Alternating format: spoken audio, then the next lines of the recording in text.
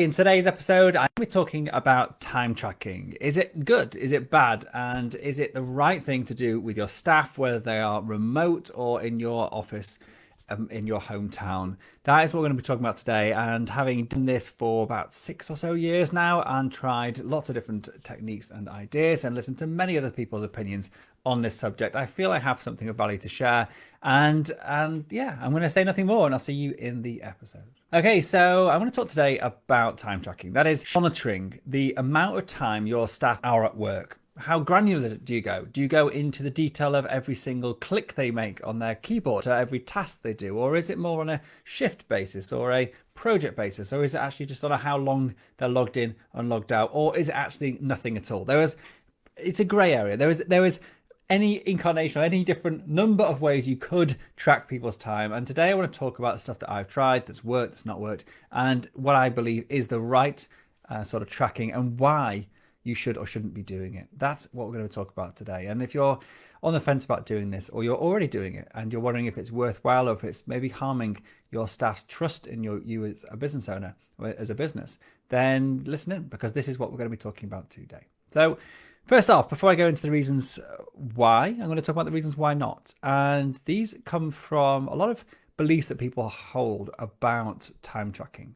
There is a belief about not tracking people's time because you don't want to have lose a loss of trust, that you want to actually believe people when they say they're doing work, and therefore you want to just let them get on with it and focus on the productivity, focus on the results rather than the amount of time spent to get there. And that's all good and well, but in the early days, especially for myself and when I speak to a lot of our clients, is when people are doing so many different things, you're sort of throwing things at them left, right and centre, and there's no real structure or there's no real clearly defined goals in their role because they are sort of a jack of all trades helping you out. It's very hard to actually focus on productivity and goals because their job description or their role or what they're doing each day just changes so quickly that there's no way of measuring the productivity based on outcome, because it's not repetitive work. It's not work that you're aware of what the norm is, and therefore you can then judge them on how much they're producing at the end. So it's all good and well saying, yeah, focus on productivity, focus on output, but sometimes that's just not practical. So the other problems with why you shouldn't, or the other reasons why you shouldn't, is it's an effort for you to have to go and check. Like if you track someone's time, you're gonna have to do something with that. There's no point in tracking someone's time and then not looking at it. And what's the point in tracking it? The only point of the tracking it in that case would be if something came up in the future and you were thinking they were taking the mick, then you could go back and check it then. So it could be that sort of having that evidence there in the future to go back to. Fair enough. But you're creating work, you're creating cost, whether it's in their time spent tracking or the software you're using to track or the cost of you actually checking from time to time. So there's always costs involved in anything you do in business. And if you're not going to do anything with it, then I wouldn't bother doing it. And as I said about lack of trust from people not getting on with stuff, but also about micromanaging. You can be seen as a micromanager if you're tracking what everyone does every single day. And that's a lot of the reasons people don't do it. But with all those said, I strongly believe there is a massively strong case for tracking people's time. I've done it since the early days of hiring my first ever virtual assistant, and it's more of a way of paying them for the work they were doing. I was hiring people on an ad hoc basis, often on just an hourly rate, and I'd be interested in saying, well, what have you worked on for this hour? And so they'd let me know, the different tasks that they've been doing, and therefore I'd then at the end of it know what I needed to pay them. So it started like that for me. And it grew into, even when I took on my first full-time staff, I still asked them to track their time. They were getting paid on an hourly rate, which sort of made it easier for me to, again, pay them what they were actually due, because I could see they'd work for X number of hours, whether it was 35 one week or 42 the next week, and they then got paid for the work they did. But then when we started growing the company and getting more people in, regardless of if they were on a salary or if they were on a hourly rate or if they're on a part-time or a full-time basis, we still track time. And there's some really good reasons why I think you should too. And now, how you track the time is a subject I'm going to talk about in a second, but the why you should track the time is the really important thing that I want to talk about today, because if you understand the why, then you'll bother doing the how. So let's talk about the why first. So good versus bad. So I've got some notes here which I'm going to go through to make sure I don't forget anything. So First one is good versus bad. And what I mean by this is if you've got good staff who are proud of the work they're doing, who are efficient, who actually get stuff done quickly and produce a lot of work in any given time, then it's probably fair to say they probably won't mind if you're tracking their time, because they're going to be actually, proud at the amount of work they've managed to produce in the time that you've given them to do it. The flip side of that is you might get pushback of your staff who are really dragging things out, who are basically, sitting around twiddling their thumbs, checking their Facebook, not really doing much work, and then expecting to get a decent wage at the end of it. And if you put those side by side, you suddenly have evidence to say that the not so good staff member is actually not performing anything like as good as the good staff member. And now you've got evidence to show that. So that's a reason why, as in your good staff will come and say, yeah, that's fine, I don't mind that. And the bad staff will be sort of hiding away, say, no, I don't want to do that, and push back on it. And so it can actually identify those people, but also then you have evidence to actually say you need to up your game or you're out, because actually you're not performing at the level I want to. So that's the first thing. The second thing is what you measure you can improve, or what you measure will actually just almost improve by itself, in the nature that you're just aware of it and your subconscious brain will work towards actually bettering it, even if you're not doing it consciously. And so one of the things that we do is we want to identify the time consuming work. It's not to say that that work is being done slowly or fast. It's not about, it can be about personal productivity and efficiency, but it can just be about the nature of the work. If I can see that a particular task is taking a huge chunk of someone's time, I can make a decision, or they can make a decision with me. Do we automate that? Do we eliminate it completely, or do we try and streamline it to improve it? And this is part of our sharpen process, one of the 6-step outsourcing process. It's about sharpening tasks. So, but if we didn't have any evidence or the data to say this is how long it roughly takes to do this, then we wouldn't know if our efforts of process improvement were actually making a difference in improving things or not. I mean, you can guess and you can say, yeah, it seems to be taking a bit less time. But when you can quantify it, it becomes really compelling to actually either do more of that process improvement or not. And if you can quantify something, say, this is taking me 10 hours a week, or one of my staff 10 hours a week to do, and you can't really see the value of it, it's just doing it for the sake of doing it, you can just cull it and get rid of it and eliminate it altogether. So really useful for process improvement. Another reason, so I've got 9 reasons I'm going to go through, by the way. So the estimated time, or the average time it takes people to do their work. So this is somebody in our example. So our staff all have task boards, and on their task board is all their recurring work, whether it's daily, weekly, or monthly, or periodic. And I asked them to periodically, typically every month, to have a look at the time it took them to complete all their tasks over the past month. Just work out averagely. It's not to have to be accurate to the minute, but you want to get a rough idea. How long does it roughly take this person to do this? And what this allows you to do is to understand their capacity. If you know that somebody has 6 hours a day of recurring work, then it's probably unlikely they're going to be able to take on any big projects, because realistically it probably takes them a couple of hours of faffing around as well. So they haven't got probably any capacity left. But if you know, conversely, when you look at someone's time, their task board, and you see this person's only got a couple of hours of recurring work every single day, they've got a load of capacity. I can throw some more complicated stuff, or maybe move some work off that 6-hour person onto the 2-hour person. So it allows you to workload balance between your team. It allows you to know the capacity of each individual member of your team, and therefore be much more efficient in how you actually delegate work and who you delegate it to, and what your expectations are of that person being able to complete something new. Because if you know that somebody has 4 hours a day spare, you'd expect them to get work done pretty quickly. If they've only got half an hour spare every day, it may take them quite a lot longer, and especially in getting into tasks and getting out of tasks and all the rest of it, the time drain in doing that, it can take someone a lot longer. So it can be really, really helpful for actually understanding the capacity of your team and then giving the work to the appropriate person, or moving work off them, as I said. The other thing that's super useful about knowing how long stuff takes is when people are off sick, or when they're going to go on holiday. When I know someone's going on holiday, I need to get their core tasks covered by somebody else. So I need to know roughly how long those core tasks work, in order for me to then know who I can give them to. And because I've got their capacity, as I know how long their work's taking, I know which of the person who's going on holiday, which of those tasks they have the capacity to take on in that person's absence. Or when they're off sick, same thing. Or if we're planning for like sharing work or whatever, then I can actually balance things more easily. But couldn't do that if I didn't know how long stuff took to do. If it was just a guess, oh, roughly takes me a few hours a day, people always underestimate how long stuff takes. So you can be left really stuck, sort of not high and dry, caught out when you give a task to somebody else and then you realize it's taking them far longer than you actually expected it to. So super useful. The other thing that we use it for is actually making sure that we have a record of everything that is being done. So often people do work that, in the early days anyway, not so much now thankfully, but in the early days often people just do stuff because we ask them to do it, but they wouldn't really make a note of it on their task board, or they wouldn't have any sort of official task template or operation manual for it. It would just be something they did. And that same task though could crop up again in the future, like time and time again. It could be a task that I've asked them to do regularly, but it's not actually filtered back onto their task board. So I'm not actually seeing it, visibility on their task board, but I'm not seeing it appear on their time tracker, on their timesheet. And so by having a timesheet and tracking people's time, I can ask them to actually go through and find tasks which they haven't put on their task board, that aren't actually documented in the business, but we are doing regularly. So it allows us to create systems around stuff that we might otherwise miss. Again, you couldn't do that unless I was tracking on a task by task basis what people were doing.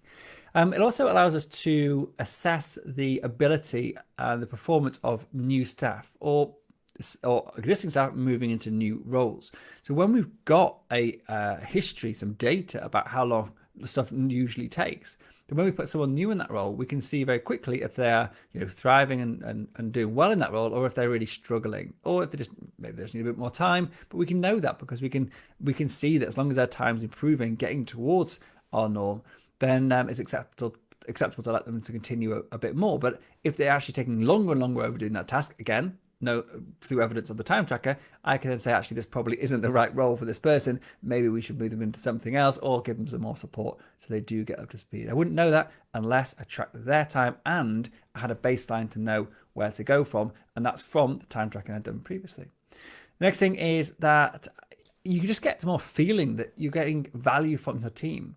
When you track what people do and you see the amount of work they produce, it makes me think, wow, I've got an awesome team.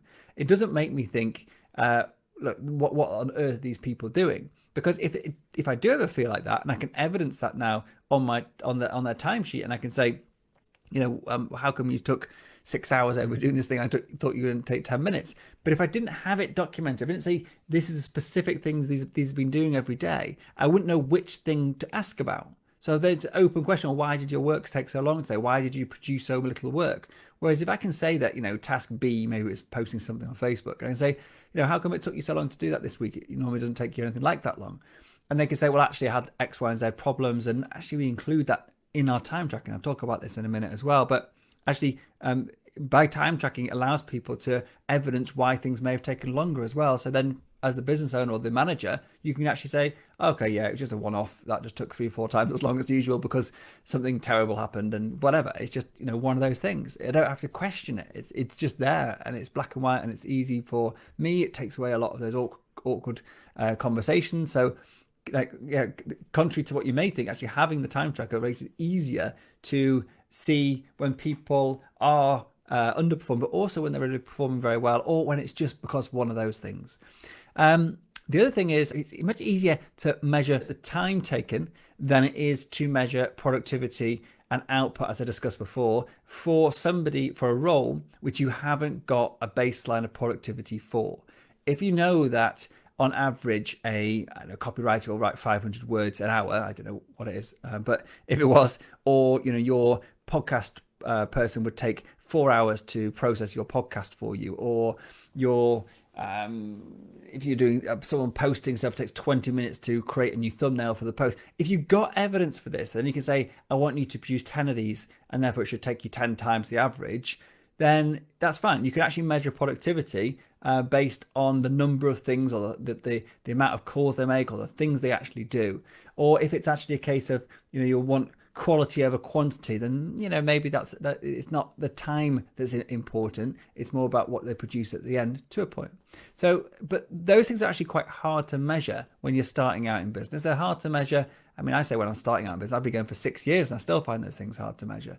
So I have some examples now of stuff that I can do. I feel I have confidence to measure on productivity, but I also find it much easier just to know that roughly it takes this long to do a task, because I've done it so many times, and therefore if it's taking 4 times as long, it's probably something going wrong. If it's taking half the time, I'll even just check it as well to see A, if they found a new cool way to do it, and B, or is it B, that they're actually doing it wrong and actually not, they've missed the point of it, and they're taking too short a time over it. So there are so many reasons in my head why you should do this. And you can also think about it, we basically emulated what big businesses do. So, contrary to what you may think about some big businesses, is many of them actually track their employees' time to the minute. My wife works,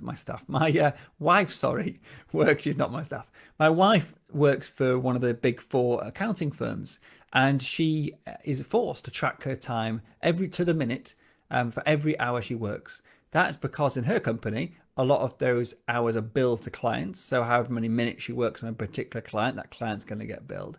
But it doesn't mean that she feels that she's, getting micromanaged by the team. It's just part of her job.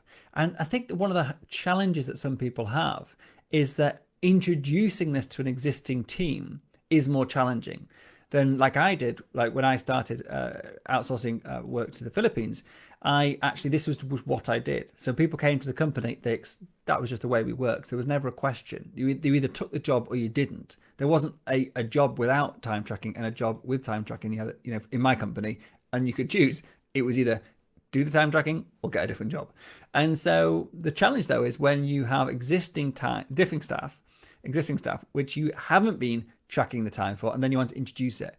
And it's so important to listen to this podcast all over again and make notes of the 8 reasons why, and then present it to them in terms of why is this beneficial to them, in terms of knowing that how much work they're managing to produce, knowing about how much time they have, the capacity they have, knowing about being able to then help them and give them support where they need it, looking at optimization and the process of improvement of the work they do to make it more efficient, about planning for their time off. All those things I've just said, if you go through and you present it in that way, as that is the case for doing it, then you're going to get so much buy-in compared to if you just say, I'm going to start tracking your time, because they're going to think that you don't believe what they're actually doing, or you don't actually trust them to do their work. So it's so important to get this right if you are introducing this to existing teams. And this is something that I help our clients do because of the potential pushback and the potential upset it can cause if it's presented wrongly. But as long as you listen to this podcast and you sort of go through those ideas and make a little bit of plan, you shouldn't have any problems. Cool. So those are all the reasons why. For me, it's just, there is a no-brainer. You need to track people's time. The question is how then, for me. It's not why, it's not should I, it's how do I? And there are different ways and different levels of tracking you can do. And I alluded to this a little bit earlier in the podcast. So you can get super granular. You can literally have someone's screen being recorded through a series of snapshots every few minutes, so you can actually go through a library of photos throughout someone's working day and see what's on their screen. So therefore, you can see, are they browsing on Facebook when they shouldn't be, or they're looking at cats playing pianos on YouTube or whatever. You can spot that. You can also measure the number of clicks. So I use Upwork for one of my staff members who I had through that site. And I use Upwork, and they have this sort of system. And it even measures their keystrokes on the keyboard and their mouse movements. So I can see the times of productivity that this person is actually going through, like how much they're actually doing stuff on the keyboard. It does make it slightly challenging when the person's sort of reading something or watching a video, for example, because it's like they're not going to be touching their keyboard or wiggling their mouse. So it's not all good like this stuff. You've got to be prepared to understand the data and talk about it, and it just can create a lot of work. You could say to somebody, what on earth have you done today? You've got no movement on your mouse or whatever, or clicks on your keyboard, and no activity. So there's no activity monitored. But yet you've charged me for 6 hours work, and then that that when you can put a huge amount of distrust into that scenario, and then they come back and say, well, yeah, I was watching that webinar you told me to watch. Did you not, believe me? Like, do you think I've cheated you? And suddenly you can actually cause more problems and it worse. And that is, so back in the early day when I actually got into time tracking, and we don't do it throughout, I was guilty of that. I was guilty to blame first before questioning. So rather than saying, hey, just wondering, can I help you with this? It seems to be taking a little bit of time. If you come at it from that angle, rather than saying, why did it take you this long? A totally different response. Come with the trying to help. And if obviously it's not forthcoming and someone does look like they are taking the mick, then fair enough. You can then ask them why. But come in with a belief that they aren't taking the mick, that they are doing the right thing and not the opposite. We sidetracked slightly, but back to the how. So you can use an app like that, like Upwork have, and there's lots of apps you can get like this. Time Doctor, I think, does that as well. Time Doctor app. I've never used that one, I'm afraid. But there are other apps like Toggl, Toggl, and Harvest, just like the word harvest. Both of those allow you to track people's time, and it'll basically start a clock when you click a button, and it stops a clock when you unclick the button. Now, we use Asana task management app, and you can even link it to the task, so that you just click the button on the task, and it automatically captures the name of the task and puts it into their timesheet.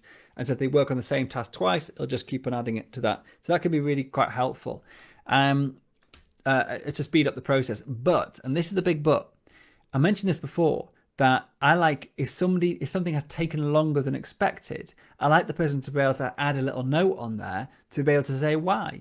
Because it sort of evidences the problems they've been having. It can make me, if they keep on having issues with their laptop being slow or whatever, then I could consider buying them a new laptop. If they have problems with their internet, I could consider increasing their internet, or see if they get a better internet package. Or if it's something that, anything that we can help to improve people's work by knowing the problems they're having as well as the time. So having evidence of that is quite useful. And if you use many of these apps, then you track your time. You click the button, it tracks your time. And then to actually then add a note, you've got to then open up the app, find that entry, click on here, like it just adds faff to it. And people don't often do it. And the other problem is if you forget to click stop, and then you go on to the next task and the next one, and then you come, I forgot to click stop. Like, you've got to then try and remember where you're up to with everything. Whereas if you do it the way we do it, it's more routine that you actually just basically write it onto a spreadsheet. So we use a spreadsheet. I'm not saying we're going to always do this. I think as we grow, we might go onto an app similar to Toggl and just have a really good training around it. We have tried it in Toggl in the past, and it didn't work so well for the reasons I've just described. But so the way we've done it for years is just simply have a spreadsheet, and you have every task someone works on. They just basically put when they start and finish the task, so the time, and at the end of it, we add up and see what their hourly, how many hours they've worked. That's what I pay them for. And it allows you, as I said, to add a description about any problems, any notes that are needed for that particular task as well. And it's super simple. It's free. It requires no technical expertise except for to be able to use a simple spreadsheet. And for me, it's been incredibly useful. There's no exporting of data. There's no me logging into stuff or people not doing it right. It's just like, it's simple. So that's one of the reasons I do it that way. And like, as I said, I'm not saying I'm always going to do it that way. As we grow, I might use an app because it'll be easier to manage. We got to about 14 staff at one point, and that was a bit of a pain doing it through spreadsheets. But it wasn't like a game changer, and it's just so simple. So don't overcomplicate something. I talk about this a lot. Don't use apps for the sake of using apps unless there's a proven case for doing it. Cool. So that's about it. What if you do this? If you do this, I believe you will have improved systems. You will have better ability to give feedback to your staff. You'll be able to increase the efficiency of their work, their productivity. You'll be able to actually congratulate them and reward them for working hard. You'll be able to pick out your best staff very easily and promote those people. You'll be able to actually assess new people coming in far, far easier and make a decision with far more objectivity than if you're actually relying on sort of gut feeling about whether someone is performing well. There are so many good reasons, and especially, and probably none more important, that it gives me and it can give you more peace of mind about knowing that your work, the money you're paying people to do, is actually doing good work and it's not getting wasted.